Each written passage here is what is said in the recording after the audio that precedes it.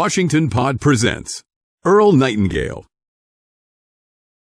People often say, young people especially, I want to do something for the world. I want to be of service during my lifetime. It's long been my opinion that the best thing you can do for the world is to do the best thing you can do for you. Make out your want list. It's by getting what you most want that you will usually make your greatest contribution to society. We do that which we are motivated to do. The greater the motivation, the more we do. We're motivated most not by what we think we should be doing for the world, but rather by what we most want from the world. You know, Edison didn't invent the electric light for the good of humanity. He invented it because he wanted to more than anything else. That it's been a great boon to man and created one of the world's greatest industries are besides the point. The best preachers are those who enjoy being preachers, and it's the same with teachers, generals, businessmen, and wives and mothers. Those who make the greatest contribution and by so doing reap the greatest rewards are those who thoroughly enjoy what they're doing. The sourest, most miserable and unhappy people on earth are those in fields of service in which they find no deep and abiding joy.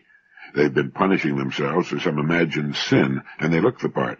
They often do more harm than good. How many times have you wanted to say to someone, look, friend, if you don't like your work, why don't you quit? But don't take it out on me. So if you have your heart set on doing good for the world and or humanity, get into work for which you're best fitted, work you can thoroughly enjoy and throw yourself into 100%.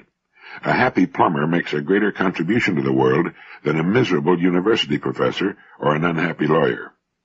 Some of the world's greatest artists, people who have made tremendous contributions, were neurotic, unhappy people such as Edgar Allan Poe, Vincent van Gogh, Nietzsche, Wagner, and many others.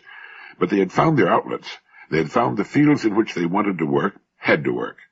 Surely they would have been even more miserable had they not found their life's work. They would have been insufferable in any other. For some people, there's only one thing for them to do. I can't imagine a Picasso doing anything but drawing and painting pictures.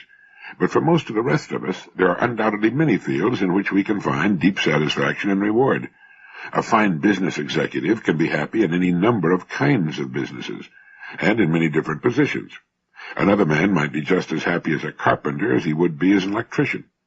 But when it comes to serving mankind or feeling guilty because you don't think you're doing enough, it's good to remember that we can usually serve the world best by working toward and achieving the goals we want most to reach. Millions of young people in high schools and colleges throughout the world ask themselves, how can I spend my life doing the most good? The best way is to spend your life doing that which you most want to do. In that way, everybody wins.